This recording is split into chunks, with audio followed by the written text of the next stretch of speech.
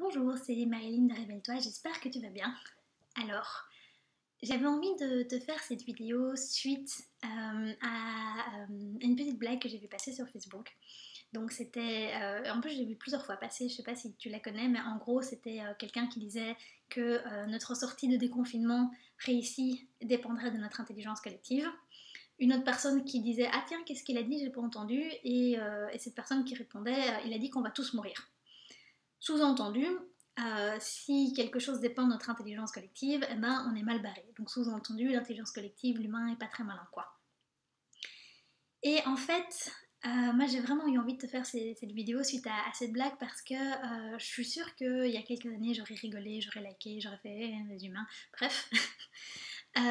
Mais entre-temps, j'ai vraiment pu prendre conscience d'un peu l'impact de ces pensées, de l'impact de ces choses qu'on peut partager, qu'on peut créer, qu'on peut penser. Et j'avais envie de te faire une vidéo par rapport au fait de créer sa réalité. Et surtout non seulement de créer sa réalité, mais de créer la réalité de tout le monde en fait. Donc pour aller, avant d'aller plus loin, je voulais faire un petit détour par ce qu'on appelle l'effet Pygmalion. Je ne sais pas si tu connais. Mais, enfin, probablement tu connais, mais en gros, on avait montré que si on disait à des professeurs de manière aléatoire que un certain groupe d'élèves était moins bon que les autres, et ben, statistiquement, on remarquait qu'à la fin de l'année, ces élèves-là avaient des moins bons points que le restant de la classe. Donc ça voulait dire que simplement parce que inconsciemment, le professeur pense que ces élèves-là vont faire moins bien, il y avait quelque chose qui se passait au niveau de son comportement, de son inconscient, je ne sais pas trop, que les élèves ressentaient, qui faisait que ces élèves-là finissaient par intégrer cette information qu'ils étaient moins bons et avoir des moins bons résultats. Et en fait, quand on partage ce genre de petites blagues de si ça dépend de l'intelligence collective, on va tous mourir, ben en fait, on est un peu dans cet effet Pygmalion. C'est un peu comme si on injectait comme information que l'intelligence collective, que nous les humains, on était un peu nuls. Et, ce qu'on oublie souvent, ce qu'on ne sait pas forcément, c'est que ce genre d'effet, comme l'effet Pygmalion, ça joue sur notre inconscient à nous.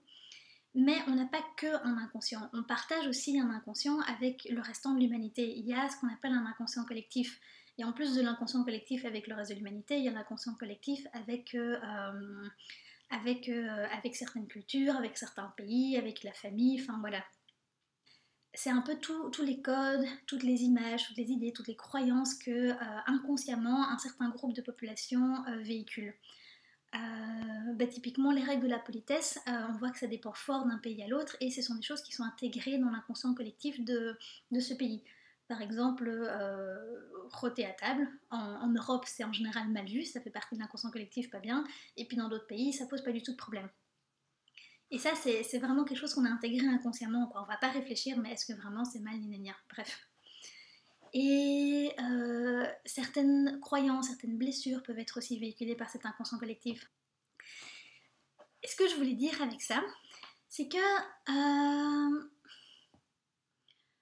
en fait ce que je t'ai envie de te proposer, c'est de commencer à créer ta réalité. C'est-à-dire de commencer à imaginer ce que tu aimerais bien à la place en fait.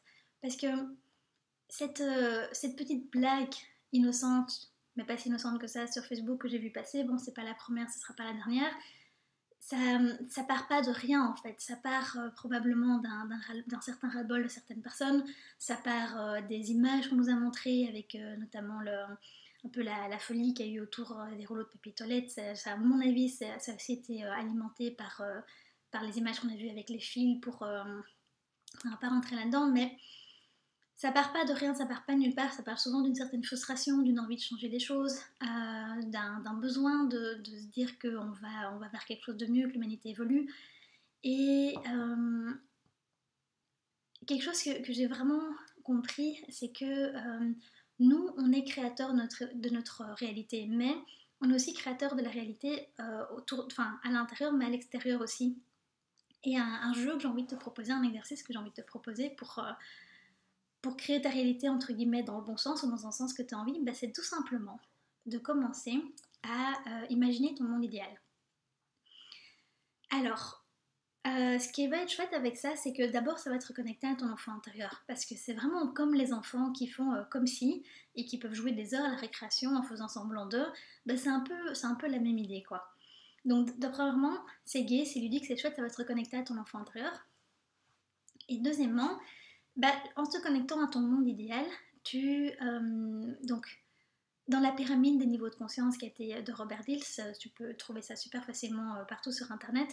C'est vraiment un truc qui marche. Enfin, c'est souvent les étapes qu'on donne pour justement se connecter à sa mission de vie, ce qu'on veut vraiment faire de sa vie et tout ça.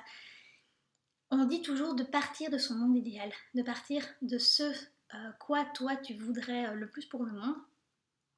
Si toi tu as une baguette magique et que tu peux écrire un monde idéal, à quoi ça ressemblerait. Et puis ensuite, ben, à partir de ce monde idéal, de descendre, tiens, qu'est-ce que j'ai envie de faire pour être dans ce monde et tout ça. Et donc, te connecter à ce monde idéal, c'est un peu te connecter à... c'est un peu te connecter à ce qu'il y a de plus élevé, en fait, à ton niveau de conscience le plus élevé, à ce que ton âme veut vraiment. Et donc, ce que j'ai envie de te proposer, c'est de passer du temps à simplement imaginer. Par exemple, à imaginer qu'est-ce que tu aimerais à la place. Puisque si le monde t'énerve, si les gens t'énervent, qu'est-ce que tu aimerais à la place, mais de manière bienveillante avec de l'amour. Donc, pas en mode ce sont tous des cons, on va tout raser et on va mettre autre chose, mais plutôt en mode tiens, si dans 500 ans on pouvait évoluer vers là, en partant du principe qu'on évolue et tout ça, ben ce serait cool que ça arrive comme ça. Donc par exemple, moi je me sens que je faisais ça en marchant par exemple dans les rues de Bruxelles. Bon, moi, du coup, c'était avant le confinement. Par exemple, j'imaginais qu'il n'y avait pas de macadam, mais qu'à la place du macadam, c'était que de l'herbe, qu'on marchait plus que pieds nus dans l'herbe, qu'il n'y avait plus de voitures, mais qu'à la place, on avait réussi à construire un lien avec des animaux et qu'on se déplaçait tous en cheval, ou enfin qu'il y avait des animaux qui se baladaient, qu'on était tous à vélo ou en cheval ou quoi. J'imaginais, là ici, bah, du coup, sur mon balcon, puisque je marche plus trop dans les rues de Bruxelles, j'imagine, sur mon balcon, je vois les autres immeubles, bah, j'imagine qu'il y a plein de lierre et de végétation sur les immeubles. Je regarde pas là, parce que du coup, je regarde les immeubles. Que sur les toits, il y a des potagers collectifs, que les gens peuvent utiliser ces potagers. Enfin voilà, j'imagine, tiens, si là, ce que je voyais, ça devait être mon idéal, à quoi ça ressemblerait, quoi. Et ça, en fait, ça vraiment. Bah, déjà, ce qui est chouette, c'est que je me rendais compte qu'à chaque fois que je faisais ça, ça me mettait de super bonne humeur. Euh, Et aussi, ben en fait, plus tu l'imagines, et si tout le monde commençait à imaginer ça, ben le monde finirait assez rapidement par changer. Alors, ça peut paraître un peu débile, ça peut paraître un peu oui, mais enfin, je fais juste qu'imaginer, mais si tu réfléchis bien, chaque projet qui a changé le monde, ça a commencé par être imaginé, ça a commencé par être une idée, par être un rêve. Et ça ne veut pas dire en imaginant que tout va devenir, tout va changer, tout va se transformer, mais c'est plutôt de commencer à te connecter à ça en fait. Non seulement à te connecter à ça, mais en plus à ben, justement l'injecter dans l'inconscient collectif, quoi, parce que au niveau de l'énergie, ça va changer déjà quelque chose autour de toi. Tu vas injecter ça autour de toi, rien que le fait d'y penser, parce que nos pensées sont vraiment beaucoup plus puissantes qu'on ne le pense. Et alors après, moi, donc, comme j'avais déjà écrit dans certaines newsletters, ben, par exemple, pour le moment, je suis en repositionnement. Donc, pendant 2 ans, j'ai fait du coaching en reconversion professionnelle. Et donc là, je suis en train d'élargir, d'ouvrir à des sujets plus comme la mission de vie, l'enfant intérieur et tout ça. Et à un peu plus parler aussi des énergies, des aspects plus spirituels qui me parlent plus. Enfin bref. Et ben, pour me repositionner, ça m'a aidé. Toutes ces fois où j'avais imaginé comme ça le monde idéal, juste pour m'amuser dans la rue en marchant, donc j'avais fait à la base sans vraiment aucun but, juste pour m'amuser, et ben ça m'a aidé de me rappeler ça en fait, de me rappeler ce que moi j'avais imaginé, ça m'a aidé à me reconnecter. Ah oui, c'est vrai, c'est ça que j'ai envie moi, pour le monde, pour les autres, pour moi du coup aussi. Et donc voilà, c'est vraiment un petit exercice que j'ai envie de te proposer. Par exemple, dans la file d'attente, avant de rentrer dans le magasin, t'aimerais bien voir les gens comment. Moi j'imagine des gens qui sourient, qui sont bienveillants. À la place des panneaux publicitaires, j'imagine qu'on a des messages positifs. J'imagine des messages positifs et même qui changent en fonction des personnes pour leur donner ce qu'ils ont plus besoin d'entendre, par exemple.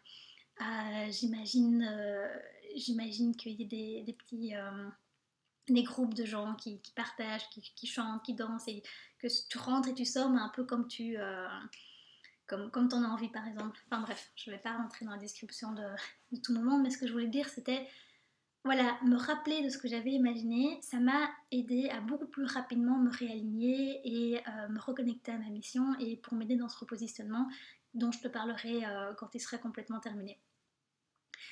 Donc voilà, je te propose, c'est vraiment un exercice tout simple que j'ai envie de te proposer pour commencer un peu à inverser le curseur et au lieu de nourrir l'inconscient collectif avec des pensées comme on va tous mourir, des films de fin du monde, des films qui disent que le problème c'est les humains, enfin bref, mais de remplacer ça, de nourrir à la place un monde merveilleux en fait, un monde où on serait juste tous bien.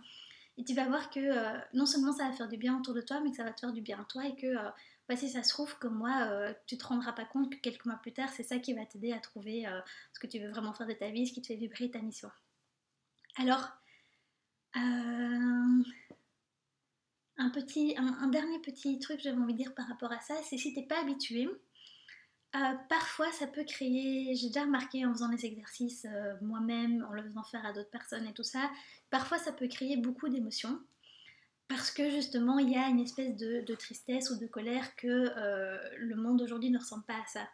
Donc l'idée c'est vraiment de se reconnecter à, bah, s'il y a beaucoup d'émotions, bah, pourquoi pas la laisser sortir, mais ne pas laisser un peu l'ego te piéger dans ah c'est triste, ah on n'y arrivera jamais, on est tous nuls. Donc vraiment pas laisser l'ego te piéger pour retourner un peu dans la partie négative, mais de vraiment se dire ok ça c'est mon ego qui est pas content parce que la vie est pas vraiment comme ça pour le moment, mais je le mets de côté. Qu'est-ce que moi j'ai vraiment envie? Et tu vas voir que c'est vraiment magique. Donc voilà, n'hésite pas à tester. J'espère vraiment que cette vidéo t'a parlé. Et je serais vraiment curieuse que tu mettes en commentaire si tu as testé l'exercice, si c'était chouette à faire. Donc voilà, moi c'est des choses que j'aime bien faire comme je te dis, quand je me mets sur mon balcon ou avant d'aller dormir pour m'aider à m'endormir, j'imagine le moment idéal. Donc c'est vraiment quelque chose de très simple et pourtant de très puissant. Et on n'arrête pas de nous répéter dans le développement personnel, dans l'éveil spirituel et tout ça, qu'on est créateur de notre réalité, que nos pensées sont puissantes. Ben ça, c'est une manière super simple de le mettre en pratique, de manière en plus ludique qui te reconnecte à ton enfant intérieur. Voilà, j'espère que ça t'aura parlé et je te dis à bientôt dans une nouvelle vidéo. Salut!